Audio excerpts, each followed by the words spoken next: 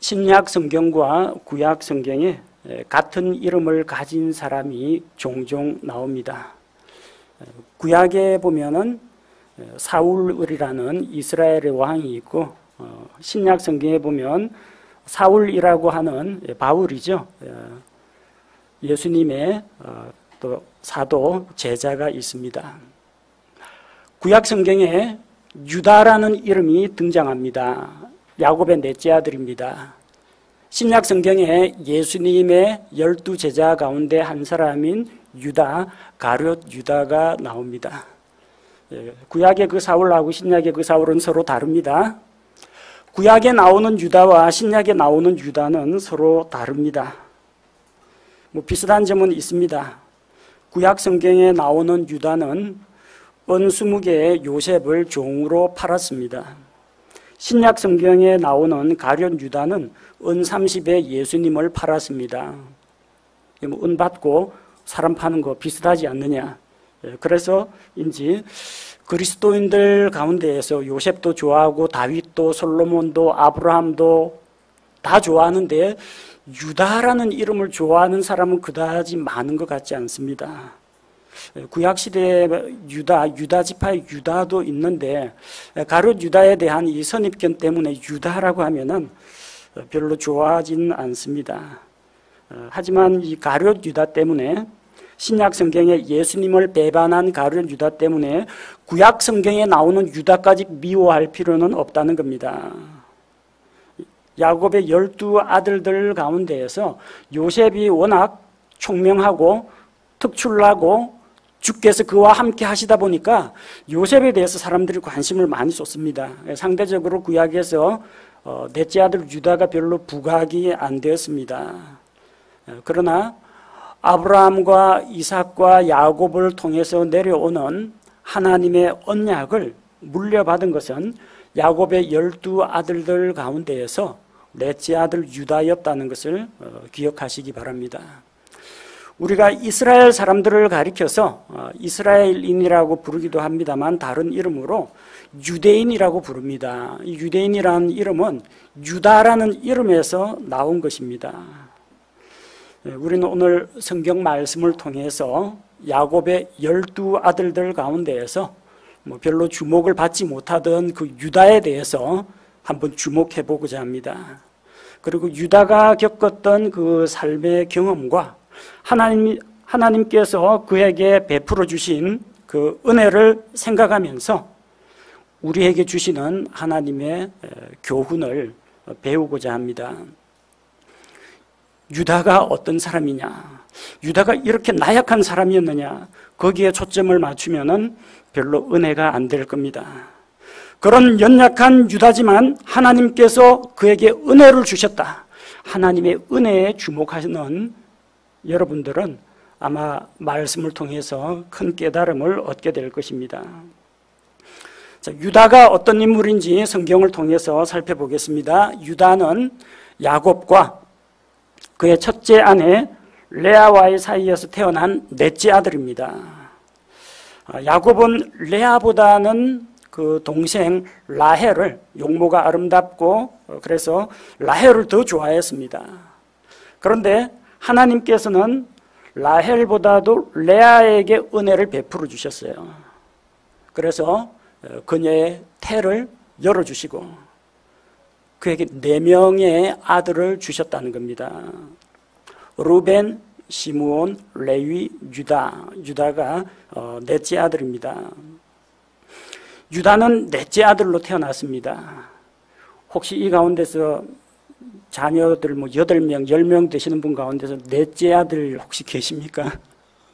넷째 아들이면 글쎄요, 어찌 좋다고 하기도 나쁘다고 하기도 참 어려운 좀 어중간한 위치입니다.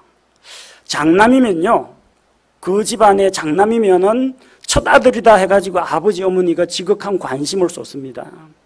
반대로 막내 아들이다 하면은 이게 부모님이 어린 자식을 일반적으로 더 많이 이뻐하고 귀여워합니다. 물론 큰애도 귀엽고 한데 둘째가 나면 둘째 밑에 셋째가 나면 또 셋째가 또 그렇게 귀여운 것이 또 부모의 또 마음입니다.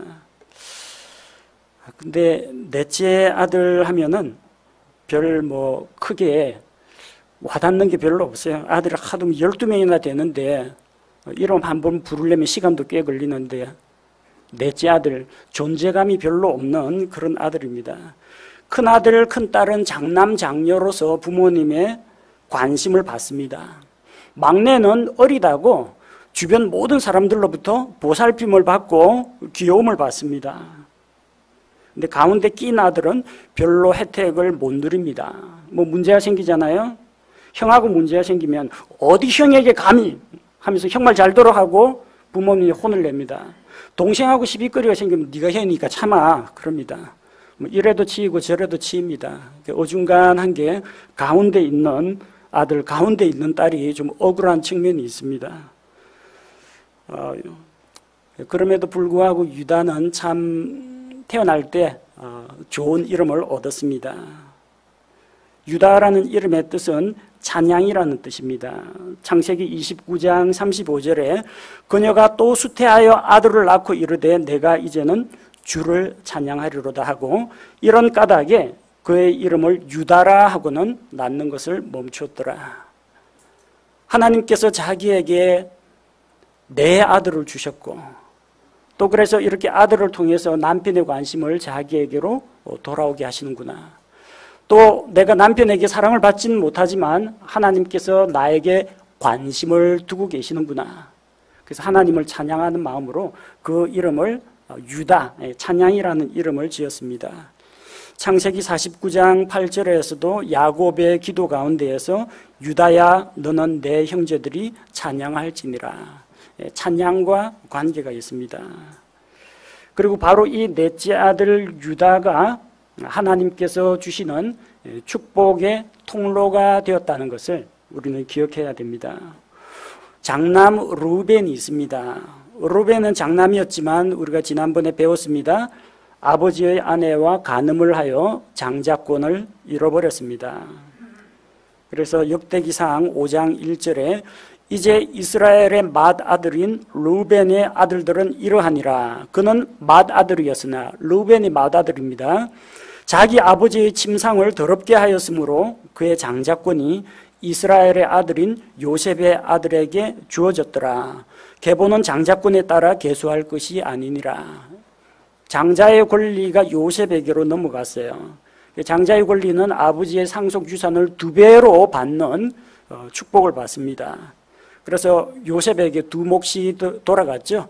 다른 지파들은 전부 다 한 지파의 몫을 받았는데 요셉은 2 아들 에브라임과 므낫세가 각각 한 지파씩 2지파가 되었어요. 그래서 상속 재산 가운데 2몫을 차지하게 됩니다. 또한 우두머리 치리자는 유다에게서 나옵니다. 유다 지파에서 다윗 왕이 나오게 되죠. 역대기상 5장 2절에 유다가 그의 형제들보다 우세하였고 우두머리 치리자가 그에게서 났으나 장자권은 요셉의 것이더라. 장자권을 가지고 2배의 상속 몫을 챙긴 것은 요셉이지만 우두머리 치리자는 유다 지파에서 나왔다는 겁니다. 하나님께서 인정하시는 이스라엘의 정통 왕권은 다윗의 왕가입니다. 또 그 다윗의 가문에서 유다의 가문에서 예수 그리스도께서 태어나시고 예수 그리스도께서 오셔서 이 세상에 하나님께서 복을 부어주시는 바로 그 축복의 통로가 되었다는 겁니다. 물론 이 유다가 살아있을 때는 다윗이나 예수 그리스도를 자기 눈으로 직접 보지는 못했습니다. 그러나 바로 그의 가문을 통해서 하나님께서 이스라엘의 왕권을 세우시고 또 약속하신 메시아, 온 세상의 구세주가 바로 그의 몸을 통해서 오게 되었다는 겁니다. 르우벤은 간음으로 인해서 장자의 권리를 상실합니다. 그럼 그 위에 둘째와 셋째가 있죠. 시므온과 레위가 있습니다. 시므온과 레위는 야곱의 딸 디나의 사건으로 인해서 세겜 사람들을 대량 학살합니다. 세겜 사람들을 보러 디나가 나갔다가 거기서 그 땅의 추장의 아들 세겜에게 더럽힘을 당하고 그의 분노한 시므온과 레위가 세겜 사람들을 다 죽여버립니다. 창세기 49장 5절 6절에서 야곱의 기도에서 야곱이 시므온과 레위에 대해서 이렇게 말합니다. 둘째 아들 시므온, 셋째 아들 레위에 대해서 시므온과 레위는 형제요 잔인한 도구가 그들의 처소에 있도다. 오 내호나 너는 그들의 은밀한 일에 가담하지 말며 내 존귀야 너는 그들의 모임에 연합하지 말지어다. 그들이 분노 중에 사람을 죽이고 자기들의 의지대로 벽을 파내려 갔도다. 세겜 사람들을 대량 학살했습니다. 그리고 그 아이와 부녀자들 잡아다가 종으로 잡았고 그들의 재산까지도 다 약탈했습니다. 그래서 야곱이 그들에 대해서 축복을 하지 않습니다. 그들은 잔인한 살인 기계라고 합니다. 첫째 아들, 둘째 아들, 셋째 아들 실격, 넷째 아들 유다가 남았습니다. 넷째 아들 유다가 아브라함 언약을 물려받게 됩니다. 유다를 통해서 이스라엘의 왕권이 세워집니다. 다윗 왕국이 그를 통해서 나오게 된 것입니다. 유다를 통해서 예수님께서 이 세상에 구원자, 주님으로 오시게 되었습니다. 넷째 아들은 별 존재감도 없고 별 주목을 받지 못하는 그런 존재입니다. 하지만 넷째 아들도 복을 상속받을 수 있다. 우리는 성경 말씀을 통해서 이 사실을 확인할 수가 있습니다. 사람들은 자기 출신이나 가문이나 환경을 탓합니다. 나는 왜 장남으로 태어나지 못했을까? 혹시 여기 둘째나 그런 분들, 셋째나 그런 분들 그런 생각 해보신 적 있어요? 내가 우리 집안의 장남이었더라면. 장남은 권리도 있지만 책임도 따릅니다. 너무 장남이라고 좋은 것만 있는 건 아니에요. 나는 왜 금수저로 태어나지 못했을까? 왜 우리 집안은 가난할까? 내가 재벌가의 자제로 태어났다면 혹시 그런 생각 해보신 분 있습니까? 우리 아버지가 재벌이라면, 내가 재벌 2세라면. 근데 모든 사람이 다 재벌 가문에 태어나는 게 아닙니다. 모든 사람이 장관집 자식이 될 수는 없습니다. 사람마다 자기의 출생을 마음대로 자기가 임의로 선택할 수는 없다는 겁니다. 나는 왜 이렇게 태어났을까? 나는 왜 머리가 안 좋은 사람으로 태어났을까? 나는 왜 날 때부터 몸이 약할까? 나는 왜 가진 것이 없을까? 많은 사람들이 자기에게 없는 것, 부족한 것을 가지고 원망하고 불평하곤 합니다. 그러나 여러분을 결정하는 것은 여러분 주변의 환경도 아니고 여러분의 출신이나 또는 여러분들이 날 때부터 물려받은 어떤 속성, 그것이 여러분의 전부가 아닙니다. 그런 거 없는 사람이 많습니다. 저는 제일 부러워했던 게 처음 교회 나갔을 때 3대째 예수님을 믿고 있는 제 친구를 제일 부러워했습니다. 신앙생활을 하는데 아무도 방해하는 사람이 없고 오히려 성경 읽고 기도하면 집안에서 칭찬하고 밀어주니까 야, 그거보다 복된 게 어디 있느냐. 주일날만 되면 할아버지, 할머니, 엄마, 아버지, 동생 손잡고 교회 나오는 거, 그게 제일 부러웠습니다. 그때 무슨 생각을 했느냐. 나는 왜 그리스도인 가정에서 태어나지 못했을까? 우리 친척 중에는 왜 그리스도인이 없을까? 우리 엄마 아빠는 왜 불신자일까? 그런데 그렇게 원망하고 불평하지 않아도 하나님께서는 길을 열어주셨습니다. 제가 그리스도인이 되고 나머지 가족들에게 복음을 전하면 그 그리스도인 가정을 얼마든지 만들 수 있습니다. 나중에 믿음의 배우자와 결혼해가지고 또 이렇게 부부가 마음을 합해서 하나님 앞에 바로 서니까 또 아이를 낳고 그 아이들을 말씀으로 믿음으로 양육할 수 있게 되었습니다. 여러분, 날 때 내가 가지고 있는 환경, 내가 지금 처한 환경, 나에게 없는 거 가지고 원망하거나 불평하지 마시기 바랍니다. 성경에 나오는 유다도 그랬습니다. 그건 장남이 아닙니다. 장자권이 없어요. 요셉과 같은 어떤 총명함이라든지 꿈을 해석하는 그런 능력도 없습니다. 유다가 아버지한테 애지중지 사랑받았다, 그 이야기는 성경에서 못 봤습니다. 물론 아버지가 자식을 미워하지는 않았겠죠. 그러나 요셉에게, 베냐민에게 쏟는 그 애틋한 정을 야곱이 유다에게 쏟았다는 기록은 찾아볼 수가 없습니다. 그는 막내처럼 사랑받지도 못했습니다. 어중간하게 12아들 가운데 넷째입니다. 존재감도 없습니다. 그래도요, 유다처럼 장남, 막내, 부러워하고 시기하지 말고 넷째 아들 역할이라도 똑바로 하면요 축복의 기회가 온다는 겁니다. 르우벤 탈락하고 시몬 레위 탈락했습니다. 참고 기다리면 자기에게도 기회가 옵니다. 근데 난 넷째 아들이니까 아무런 소망이 없다, 비전이 없다, 마음대로 살자 했다면은 유다에게서 그 축복이 떠나고 그 밑에 아들에게 또 내려갔을 겁니다. 여러분, 하나님 앞에서 나는 어떤 사람인가 생각해 보시기 바랍니다.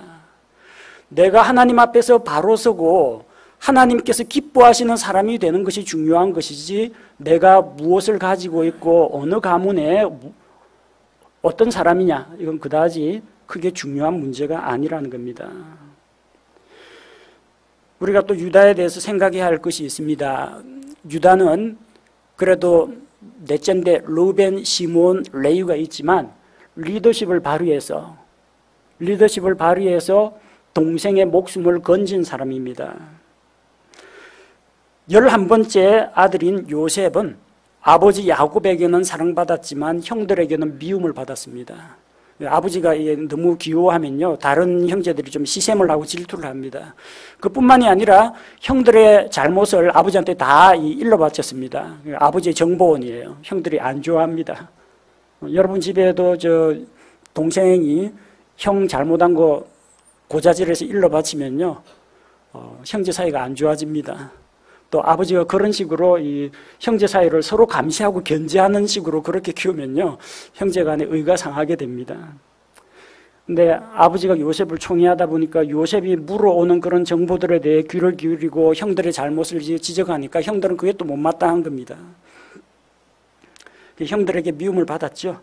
그래서 창세기 37장 20절에 보니까 형들이 요셉을 죽여서 구덩이에 던지려고 합니다. 정말 형제 간에 이런 일이 있을 수 있을까 싶은데 배다른 형제다 보니까 죽이고 싶도록 미운 동생이었습니다. 죽이고 싶어서 그를 붙잡아서 구덩이에 던진 겁니다. 그때 21절과 22절에 보니까 르우벤이 요셉을 구덩이에 산채로 던지고 그에게 손을 대지 말라고 했습니다. 죽이려고 하는데 르우벤이 나서서 못 죽이게 했습니다. 일단 구덩이에 던져놓고 그래서 기회를 봐가지고 동생을 건져내서 아버지에게로 데려가려고 했습니다. 근데 그때 창세기 37장 26절 27절에 보면은 유다가 형제들에게 제안을 합니다. 우리가 동생을 죽여봤자 뭐 하겠느냐. 죽이면 뭐 분이 풀릴지는 모르지만 우리 손에 형제의 피를 묻혔어야 되겠느냐. 그리고 동생 죽여봤자 우리한테 돌아오는 이득이 뭐냐. 남는 게 없다는 겁니다.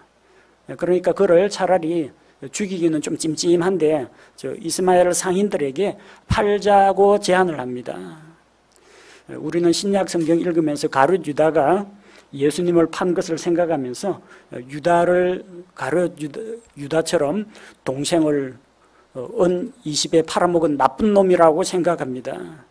그런데 이때는 제일 좋은 방법이 죽이지 않고 이 문제를 덮을 수 있는 방법이 동생을 파는 길밖에 없었습니다. 물론 애초에 동생에게 해를 끼치지 말고 살인 모의도 하지 말고 구덩이에 던지지도 말고 그게 정답입니다. 그러나 일단 구덩이에 던져놨는데 어떡합니까? 또 동생을 죽이지 않는 이야기까지 나왔는데 구덩이에 있는 요셉이 다 들었겠죠.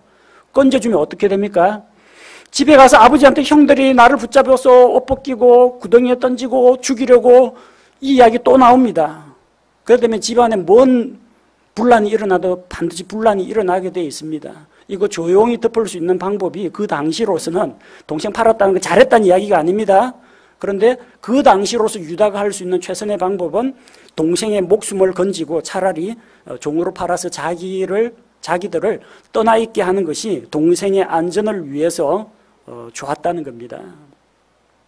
돈이 탐이 나가지고 동생을 판 거 아닙니다. 은 20에 팔았다고 하는데 야곱의 12아들 가운데에서 막내 아들은 아버지한테 베냐민 떨어져 있고 요셉은 지금 구덩이에 갇혀 있고 10명의 형들 아닙니까? 은 20 가지고 10명에서 나눠봤자 은 2개밖에 안 나옵니다. 겨우 은 2개 그 돈 벌려고 동생을 팔았겠습니까? 유다는 어떻게 해서든지 죽이지는 말자고. 근데 안 죽이고 살려서 데려가면 반드시 무슨 문제가 일어난다는 겁니다. 그래서 하는 수 없이 파는 쪽으로 가닥을 잡았고 그게 다행히 다른 형제들이 동의를 했던 겁니다. 요셉의 입도 막고 또 동생의 목숨도 빼앗지 않는 그런 방법으로 유다가 제안을 한 겁니다. 그래서 넷째 아들이지만 형으로서 기지를 발휘해서 요셉을 죽이지 않도록 빼돌리는 일에는 유다의 공이 컸다는 겁니다. 신약시대 가룟 유다하고 혼동하시면 안 됩니다. 유다는 오히려 다른 형제들이 죽이려고 하는데 동생을 죽이지 않도록 동생의 목숨을 건지는 일을 했습니다. 유다가 넷째 아들로서 다른 형제들에게 이런 리더십을 발휘했지만 한 가지 그에게는 치명적인 도덕적인 문제가 있습니다. 성경을 창세기를 읽어보신 분이면 아시겠지만 유다는 참 입에 담기 부끄러운 말이지만 며느리와 간음을 하는 그런 일을 저질렀습니다. 그 발단이 어디에서 나오느냐? 유다가 이방인들과 교제하기 시작했다는 겁니다. 창세기 38장 1절에 보니까 그때 유다가 자기 형제들로부터 떠나, 이게 중요합니다. 자기 형제들을 떠났다는 겁니다. 자기 형제들을 떠나 이방인인 아둘람 사람 히라에게로 갔습니다. 하나님의 백성을 떠난 사람은 결국 세상 사람들과 어울리며 교제하게 됩니다. 세상 사람들과 어울려서 교제하다 보면 그들의 문화와 풍습과 말투와 그들의 성품을 자기도 모르게 닮아가게 된다는 겁니다. 자기 형제들하고 떨어져 살면서 이방인들과 교제하다 보니까 주변에 아는 사람들이 다 불신자들입니다. 하나님 모르는 사람들이에요. 나중에 유다가 결혼을 하는데 누구하고 결혼하겠어요? 이방 여인하고 결혼합니다. 내 좋은데 아는 사람 있는데 그 소개시켜 주는데 보니까 자기가 알고 있는 어느 이방인의 딸입니다. 아브라함은 자기 이복누이 사라와 결혼했습니다. 이삭은 아브라함이 아들을 아무데나 장가 보내서는 안 된다. 가나안의 딸들과 결혼시켜서는 안 된다. 자기 종을 밧단아람, 저 위쪽에 시리아 지방까지 보내서 거기서 리브가를 데려와서 그의 아내로 삼았습니다. 야곱은 자기 스스로 밧단아람까지 올라가서 외삼촌의 딸들 레아와 라헬을 아내로 맞이했습니다. 왜 이렇게 믿음의 족장들이, 믿음의 조상들이 결혼하는 문제에 대해서 이렇게 멀리 가서 배우자감을 찾으려고 또 자기와 같은 하나님의 백성을 찾으려고 애를 썼을까요? 하나님께서는 자기 백성이 이방인들과 섞이는 것을 원치 않으셨습니다. 그들로부터 나쁜 행실과 우상숭배와 이 도덕적으로 타락한 모습들을 본받게 될까 봐 그들과 교류하지 말라. 그들과 사귀지 말라. 그들과 결혼하지 말라. 하나님께서 말씀하셨던 겁니다. 근데 주변에 아는 사람이 다 이방인들이에요. 자기 형제들을 떠났어요. 아둘람 사람 히라와 만났어요. 주변에 알고 있는 사람이 가나안 사람 수아가 있습니다. 2절에 유다가 거기서 수아라는 이름의 어떤 가나안 족속의 딸을 보고 그녀를 취하여 그녀에게로 들어가니, 가나안 족속의 딸과 결혼했습니다. 유다의 아내가 수아가 아니고요, 가나안 사람인 수아, 그 수아의 딸과 결혼했다는 겁니다. 12절에 보니까 나오죠. 시간이 흐른 뒤에 유다의 아내, 곧 수아의 딸, 수아하고 결혼한 게 아니라 수아의 딸과 결혼했습니다. 수아는 남자입니다. 가나안 남자입니다. 근데 거기서 태어난 그 여자는 가나안 여자죠. 결국 하나님의 백성과 떠나 있으니까 가나안 여자하고 결혼했다는 겁니다.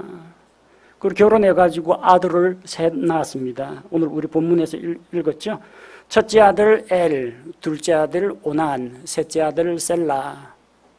결국 여기서 세 명의 아들이 태어납니다. 유다의 아내는 이방 여인입니다. 그 아들들을 어릴 때 품에서 양육하면서 말과 예의범절과 생활규범과 도덕성을 가르치는 게 누구냐면요, 엄마입니다. 한 13살 이상 되면 그때부터는 아버지의 영향권 하에 들어갑니다. 그때는 아버지가 영적 지도자요, 교육자가 되는데 그 어릴 때는 엄마 품에 있으면서 엄마 영향을 주로 많이 받습니다. 유다의 아내가 가나안 여자인데 애들한테 뭐 가르쳤겠습니까? 뭐 가르쳤겠어요? 뭐 가나안 말, 가나안인 사람들이 섬기는 신들, 가나안의 각종 신들, 우상들, 알고 있는 게 그것밖에 없으니까 그거 가르치겠죠. 그 다음에 가나안 사람들이 행하는 좀 이상한 그런 풍습들, 부도덕한 일들, 애들이 다 거기에 오염될 수밖에 없습니다. 여러분, 그래서 결혼이 중요한 겁니다. 아니, 결혼 이전에 뭐가 중요하냐? 교제 네트워크가 중요합니다. 여러분, 누구하고 교제하고 있습니까? 세상 사람들하고 교제합니까? 술 친구, 뭐 화투 친구, 담배 친구, 등산 동호회, 등산이 나쁘다는 이야기는 아닙니다. 근데 하는 활동들이 전부 다 불신자들하고 연계된 그런 활동을 하다 보면요, 자기도 모르게 그 사람들로부터 영향력을 받게 됩니다. 유다가 그랬어요. 유다가 처음부터 그런 건 아닌데 이방인들과 교제하다 보니까 아는 사람들이 다 이방인 네트워크이고 나중에 배우자도 그렇게 얻습니다. 아내가 하나님을 모르는 가난한 여자다 보니까 자식 교육이 엉망입니다.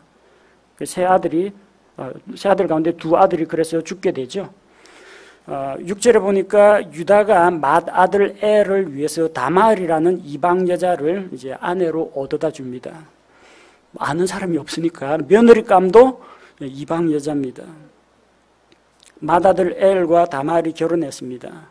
자기도 불신자하고 결혼했는데 뭐 아들의 배우자를 믿음의 배우자로 꼭 얻어야 되겠다 그런 생각 자체가 없는 겁니다. 영적인 그런 시야를 갖지를 못했어요. 근데 7절에 보니까 맏아들 엘이 주 앞에서 사악하게 행하여 주께서 그를 죽이셨습니다. 구체적으로 어떤 일을 했는지는 성경에 기록되어 있지 않습니다. 근데 주 앞에서 사악한 일, 뭐 우상의 문제거나 아니면 부도덕한 문제, 그것과 연관된 것 같습니다. 성경에 보면은 하나님께서 벌을 내리시는데 이 하나님 앞에 희생 헌물을 바쳐도 소용이 없고 무조건 사형에 처해야 되는 몇 가지 죄들이 있습니다. 거기에 해당되는 죄들이 신성모독, 우상숭배, 근친상간, 동성애, 수간, 참 하나님 보시기에 하나님께서 극도로 혐오하시는 그런 범죄는 징계가 단순한 뭐 질병이라든지 하나님의 꾸지람 정도가 아니라 사형입니다. 사형. 이런 종자는 세상에서 빨리 지워가지고 다른 사람에게 이 죄가 퍼져나가는 것을 막고자 하나님께서 먼저 육신의 죽음을 내리십니다. 그 사악한 죄가 뭔지는 모르지만 대단히 생명을 잃을 정도로 무서운 죄였다는 것을 알 수가 있습니다. 첫 아들 교육 실패했어요. 엄마가 가나안 여자인데 뭐 가르쳤겠어요? 가나안인의 풍습, 하나님께서 가정이 여기시는 거 그런 것들을 가르쳤을 텐데 그 아들이 죽었습니다. 둘째 아들 오난이 형수와 결혼하게 됩니다. 아니 이게 무슨 콩가루 집안이냐 하실지 모르는데 이것은 그 당시에 있던 그 수혼제라고 하는 그 지역에 있는 결혼 제도 가운데 하나입니다. 형이 후사가 없이 후손을 낳지 못하고 죽으면 이 과부가 된 형수를 친가로 보낼 수가 없어요.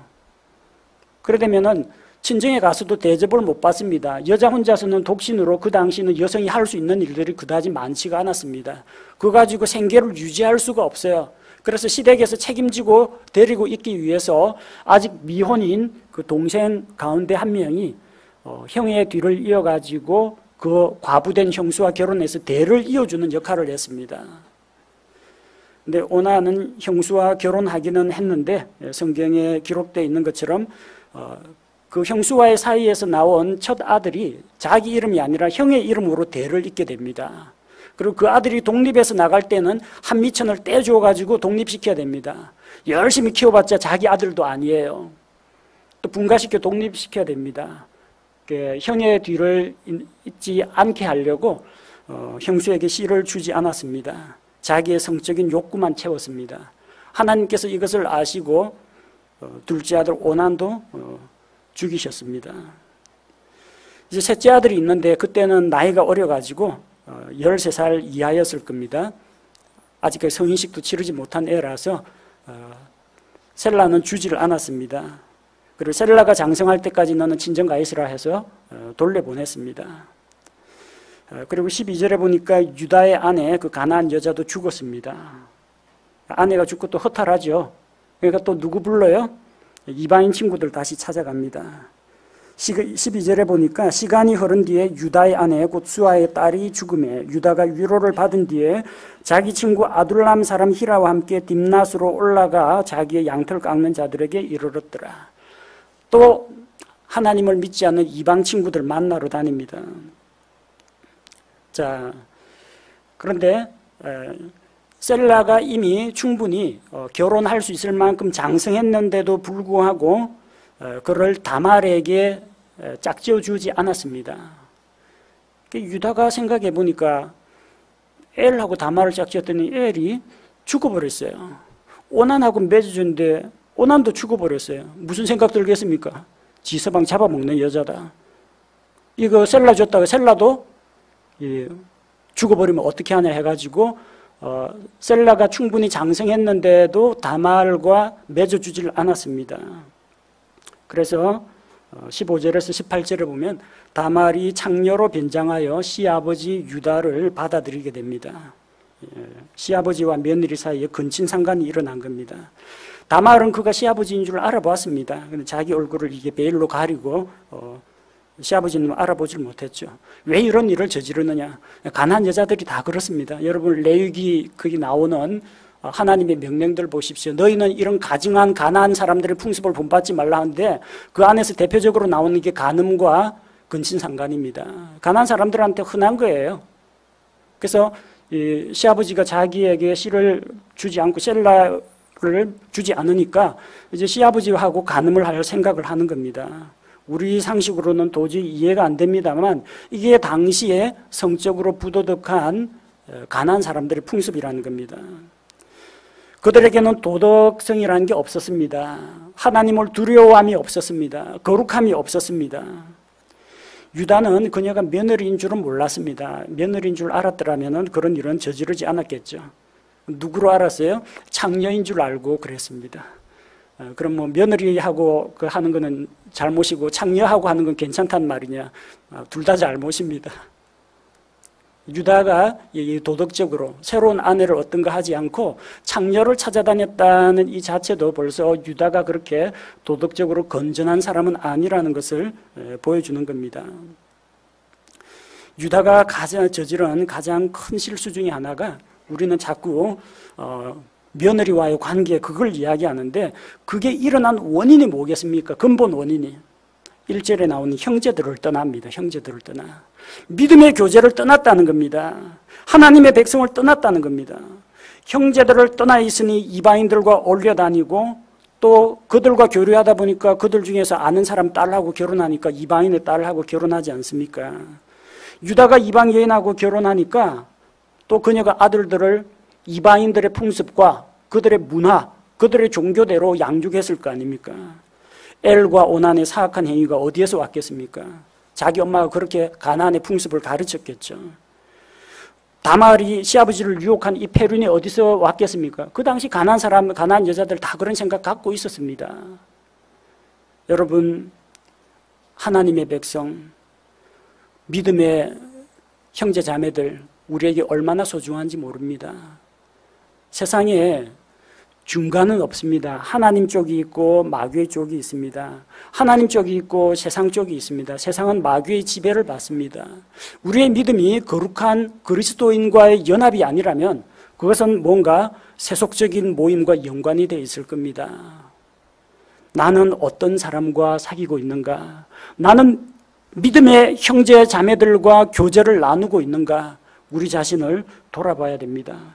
신실한 하나님의 백성들, 거룩한 성도들과의 교제를 떠나지 말아야 합니다. 그럼에도 불구하고 사실 뭐 자랑할 거 없습니다. 자기 동생 요셉을 구했다, 그건 자랑할 만한데 뭐 별 존재감도 없고 넷째 아들이고, 그래 뭐 도덕적으로도 썩 뭐 아내 구하고 며느리 구하고 뭐 창녀 찾아가는 거 보고 하니까 뭐 유다가 그렇게 뭐 인격적으로 고매한 그런 사람인 것 같지는 않습니다. 그런데 신기하게도 예수 그리스도의 조상이 되었다는 이야기입니다.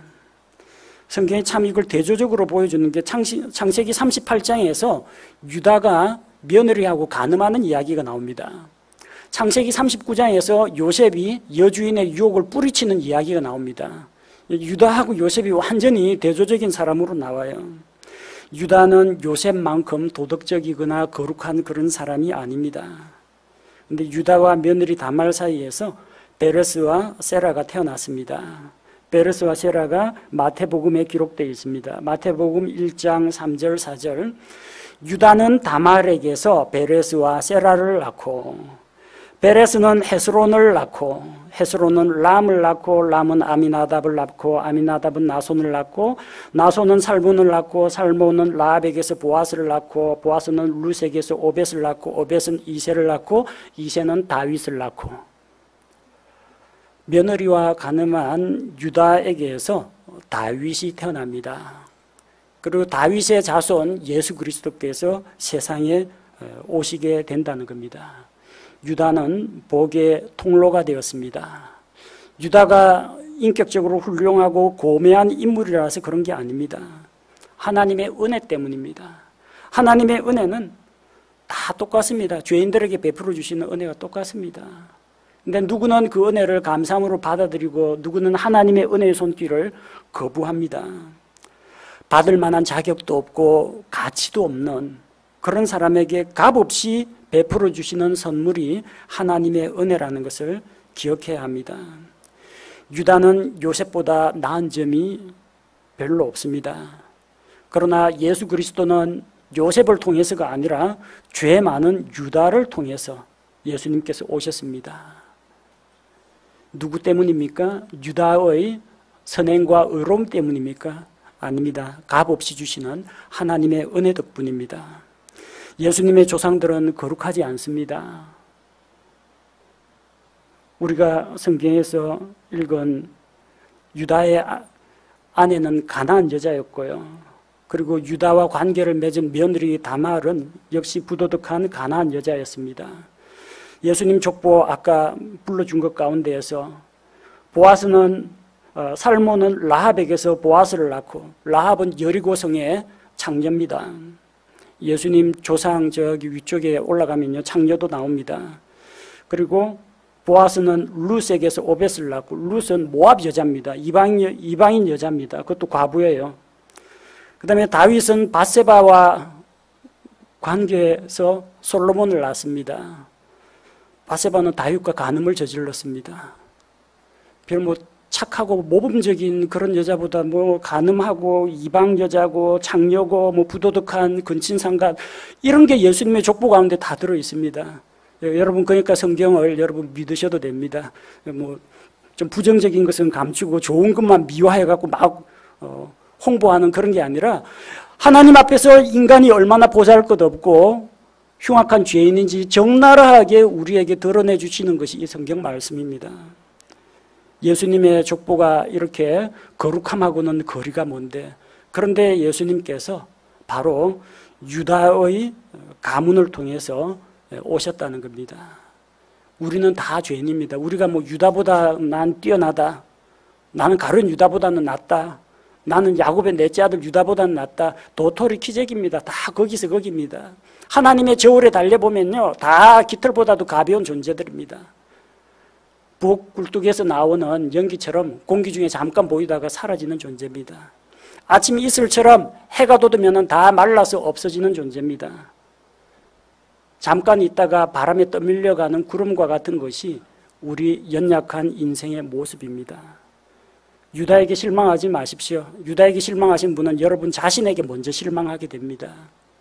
우리가 보고자 하는 것은 유다가 얼마나 착한 사람, 나쁜 사람 그걸 보고자 하는 게 아닙니다. 이런 유다에게도 하나님께서 이렇게 은혜를 베풀어 주셨다면 나와 같은 죄인에게도 하나님의 은혜가 필요하구나. 나와 같은 죄인에게도 하나님께서는 충분히 은혜를 주실 수가 있고 복을 주실 수가 있구나. 우리가 그것을 배워야 합니다. 유다처럼 우리에게도 하나님의 축복을 받을 기회가 온다는 것을 믿으시기 바랍니다. 어느 세월에 르벤 부도덕함으로 시므온 레위 살인으로 유다는 남아 있었습니다. 하나님의 축복을 받을 기회는 여러분에게 있습니다. 있는 자리에서 내가 가진 것으로 만족하고 제 구실만 잘해도 하나님의 복이 옵니다. 또 한 가지 우리가 배워야 할 점은 유다처럼 자기 형제들을 떠나 있는 것이 얼마나 위험한지 생각하시고 세상 모임, 불신자들과의 교제에 휩쓸리지 마시고 믿음의 사람들과 그리스도인 형제 자매들과 교제 나누시기 바랍니다. 디모데후서 2장 22절에 또한 청년의 정욕을 피하고 오직 순수한 마음으로 주를 부르는 자들과 함께 의와 믿음과 사랑과 화평을 따르라고 했습니다. 순수한 마음으로 주를 부르는 우리 형제 자매들과 교제 나누는 일에 여러분들이 힘을 쏟으시기 바랍니다. 하나님께서는 넷째 아들이며 뛰어난 점도 없고 도덕적으로도 거룩하지 못한 유다에게도 은혜를 베풀어 주셨습니다. 그 하나님께서 우리에게도 은혜를 베풀어 주십니다. 나의 연약함, 나의 부족함, 나의 죄악된 모습을 보고 실망하지 마시고 그럼에도 불구하고 나를 용서하시고 받아주시고 은혜를 베풀어 주시는 하나님에게 우리의 시선을 맞춰야겠습니다. 함께 기도하겠습니다. 아버지 하나님, 구약 성경에 나오는 야곱의 넷째 아들 유다의 삶의 모습을 살펴보면서 하나님께서 우리에게 주시는 깨달음을 우리가 얻고자 합니다. 연약한 자를, 죄 많은 자를 긍휼히 여기시는 하나님의 사랑을 알게 하시고 나의 부족함 또 나의 처한 환경이 나의 발목을 잡는 것이 아니라 하나님의 은혜와 하나님께서 주시는 복이 이 모든 것을 변화시키고 바꿀 수 있다는 것을 우리가 믿게 하옵소서. 하나님의 말씀을 사모하고 하나님의 약속을 붙잡게 하시고 성도들과의 거룩한 교제 가운데에서 도움을 받고 새 힘을 얻고 서로 세워주고 격려하고 그 가운데에서 주님 기뻐하시는 아름다운 만남, 사귐이 일어나게 하옵소서. 세상의 험한 물결로부터 세상의 타락한 문화로부터 우리 모든 성도들을 주님께서 지켜주시고 하나님의 거룩하심을 본받아 우리 모든 성도들이 거룩한 믿음의 교제 가운데서 영적으로 성장할 수 있게 도와주옵소서. 예수님의 이름으로 기도합니다. 아멘.